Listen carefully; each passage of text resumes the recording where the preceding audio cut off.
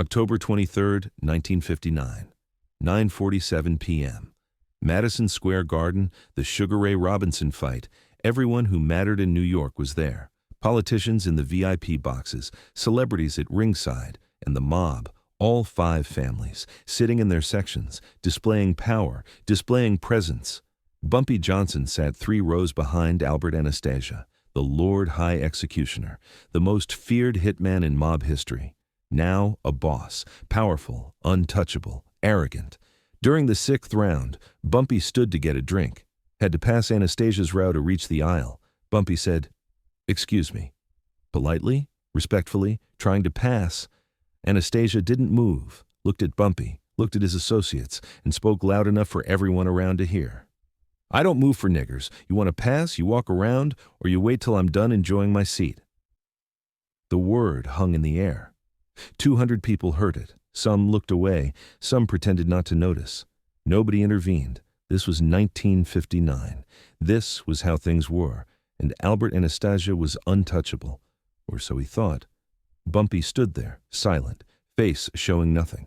Then he nodded slowly, walked around the long way, got his drink, returned to his seat, didn't say a word, didn't react, didn't threaten, but everyone who knew Bumpy Johnson recognized that silence, that dangerous, calculating silence. And they knew. This wasn't over. 24 hours later, Albert Anastasia received a package at his home.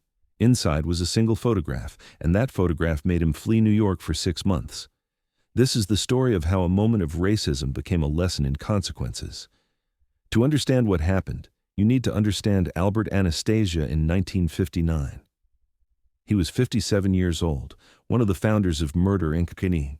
He'd personally killed dozens of people, ordered hundreds more deaths. He was feared by everyone, even other mob bosses. He'd survived assassination attempts, federal investigations, rival gangs. He seemed invincible, and he knew it. That knowledge made him careless, made him arrogant, made him think he could say anything to anyone without consequences, especially to a black man from Harlem. Because in Anastasia's world, hierarchies mattered. Italians at the top, everyone else below. And publicly disrespecting someone below you? That was establishing order, showing dominance, making sure everyone knew their place. But Anastasia had a secret, a vulnerability he'd protected for years.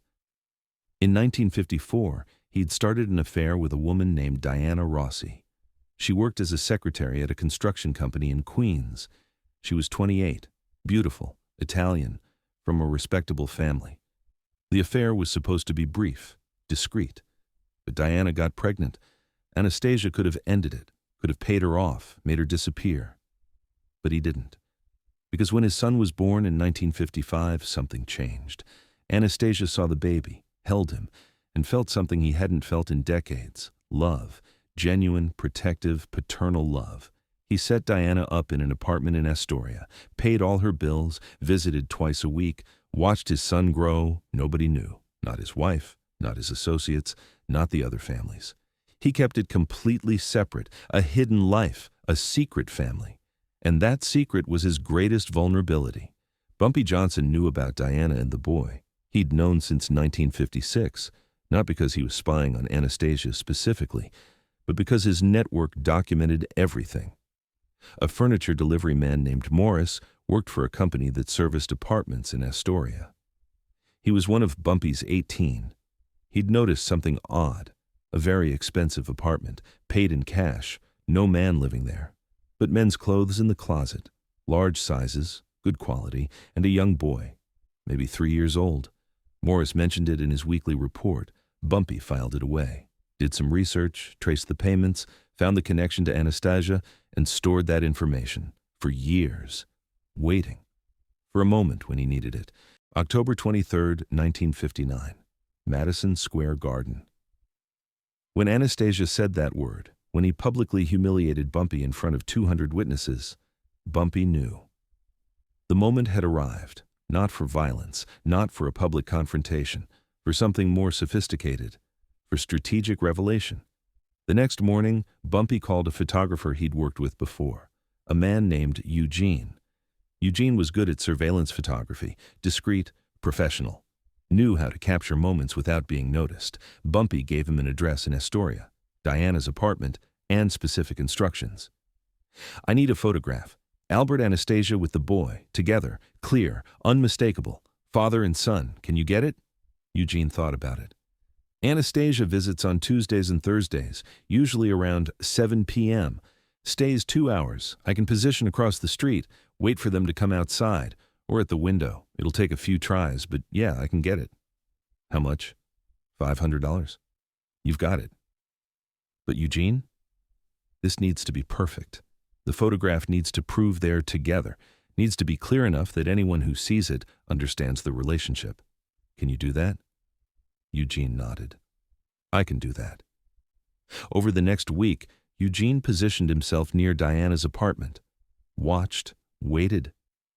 Tuesday, October 27th, Anastasia arrived at 6:55 p.m. Eugene was ready. Camera with telephoto lens, position across the street. Anastasia entered the building. Eugene waited. 90 minutes later, the apartment window lit up. Eugene could see through the curtains Anastasia, Diana, and the boy. The boy was sitting on Anastasia's lap. Anastasia was reading to him. The scene was domestic, tender, a father with his son. Eugene captured it. Multiple shots, different angles, perfect clarity. When Anastasia left at 9 p.m., Eugene had what he needed. October 29th, Eugene delivered the photographs to Bumpy. 8 images, all perfect, all clearly showing Anastasia with the boy. The best one showed Anastasia smiling, really smiling, holding his son, a genuine moment of happiness. Bumpy studied it. This was exactly what he needed. Not a threat to the child, not a threat to Diana, just evidence. Proof of a secret, proof that the invincible Albert Anastasia had a vulnerability. Proof that everyone has something they want to protect. Bumpy selected the best photograph, had it enlarged, professional quality, 8x10 print. Then he did something that showed his sophistication. He didn't threaten, he didn't demand. He wrote a simple note, 3 sentences, handwritten. Mr. Anastasia, I protect children, even yours, but everyone should know the truth about the people they respect. October 30th, Bumpy mailed the package, the photograph, the note, addressed to Albert Anastasia's home, his real home, where his wife lived, where his legitimate family was. The package would arrive while Anastasia was there, would be opened by him, would force him to confront his secret, would make him understand that Bumpy knew, had known for years, and could reveal it any time. The package arrived November 1st, Sunday morning. Anastasia was home, having breakfast with his wife. The mail came. Anastasia opened it casually, saw the photograph, went white. His wife asked, "What is it?" Anastasia stood up. "Nothing, work thing. I need to make a call." He went to his study, locked the door, looked at the photograph again, read the note 3 times, and understood exactly what Bumpy was saying. I protect children, even yours. Meaning, I'm not threatening your son, I would never harm a child. But everyone should know the truth about the people they respect. Meaning, I could show this to your wife, your associates, the 5 families, everyone, and they'd know you have a secret family, a secret son.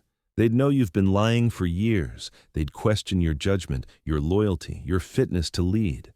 Anastasia called an emergency meeting with his top 3 captains, showed them the photograph, the note. Bumpy Johnson sent this. The captains were silent.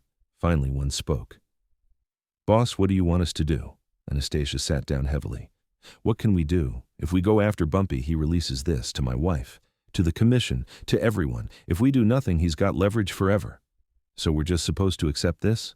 "No," Anastasia said. "We're supposed to learn from it. I disrespected him publicly. He could have killed me, could have gone after Diana, could have hurt the boy. Instead, he proved he knows my deepest secret. And he did it without violence, without threats, just evidence. That's power. Real power." But the photograph did more than give Bumpy leverage. It exposed something about Anastasia, his vulnerability, his secret humanity, the fact that the feared Lord High Executioner had a soft spot. Other mobsters started wondering, what else is he hiding? What other weaknesses does he have? If Bumpy could find this secret, what else does Bumpy know? Within a week, Anastasia's position became untenable. Not because Bumpy revealed the secret publicly, but because Anastasia knew he could. And that knowledge paralyzed him. He couldn't operate effectively, couldn't make decisions without wondering if Bumpy was watching, couldn't attend meetings without worrying about exposure. So he made a choice. November 8th, 1959. Anastasia told his wife he needed to handle business in Florida. He'd be gone for a while, maybe a few months. Then he called Diana, told her to take their son and leave New York, go to California. He'd send money. They'd be safe there. Then he left. Just left. One of the most powerful mob bosses in New York, driven out by a photograph, driven out by the knowledge that Bumpy Johnson held his secret. For 6 months, Anastasia stayed away. Florida, Cuba, California, anywhere but New York. And during those 6 months, his power eroded. Other captains took control. Carlo Gambino consolidated influence. Vito Genovese made moves. When Anastasia finally returned in May 1960, he was diminished, still feared, but no longer invincible. The man who'd publicly called Bumpy a slur had learned that words have consequences, and that the quietest response is often the deadliest. But the story doesn't end there. In September 1960, Anastasia requested a private meeting with Bumpy. They met at a neutral restaurant. Anastasia brought no one, neither did Bumpy. They sat across from each other. Anastasia spoke first. "I need to know, the photograph, are there copies?" Bumpy was honest. "No, just the one I sent you, and the negatives, which I still have." "What do you want? Money, territory, an apology?" Bumpy shook his head. "I don't want anything from you, Albert. I wanted you to understand something. You called me that word, in public, in front of 200 people, because you thought you could, because you thought I was powerless. I could have responded with violence, could have started a war. Instead, I reminded you that everyone is vulnerable. Everyone has secrets. Everyone has something they love. And that love, that's not a weakness, that's humanity. But using that love to teach a lesson, that's strategy." Anastasia was quiet for a long moment. "You protected my son. You said you would never hurt him. I believe you. But why? Why not use him as a threat?" "Because I'm not a monster," Bumpy said simply. "I don't hurt children. I don't hurt innocent people. Your son didn't call me anything. Diana didn't disrespect me. You did. So the lesson was for you, not them." Anastasia extended his hand. "I was wrong. What I said, how I said it, I was wrong. And I'm sorry." Bumpy shook his hand. "Apology accepted. And Albert, the negatives, the photographs, they're yours." He slid an envelope across the table. Inside were the negatives, all of them. Anastasia stared. "You're giving them to me?" "I made my point. The photograph served its purpose. You learned the lesson. I don't need it anymore. Your secret is safe, from me at least." Years later, in 1957, Albert Anastasia was murdered, not by Bumpy, by his own people, shot while getting a haircut. But before he died, he'd done something surprising. He'd left a note, sealed, to be opened after his death. The note was addressed to Diana, and in it, among instructions for the boy's education and trust fund, was one line about Bumpy Johnson. "The man who could have destroyed me chose to teach me instead. That's honor. Remember it."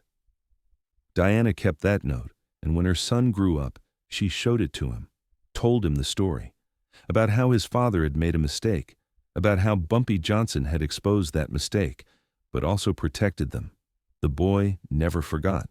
And years later, in 1975, when he was 20 years old, he visited Harlem, found Bumpy Johnson's widow, and thanked her for a decision her husband had made 16 years earlier, a decision to teach rather than destroy, to protect rather than weaponize.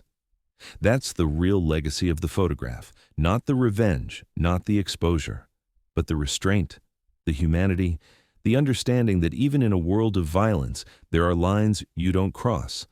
And children are one of those lines. If this story moved you, subscribe. Drop a like if you understand that everyone has something to protect. Share this with someone who needs to know that the most powerful revenge is teaching someone a lesson they'll never forget. And in the comments, tell me, would you have destroyed the negatives or kept them as insurance? More legendary stories coming next. Don't miss them.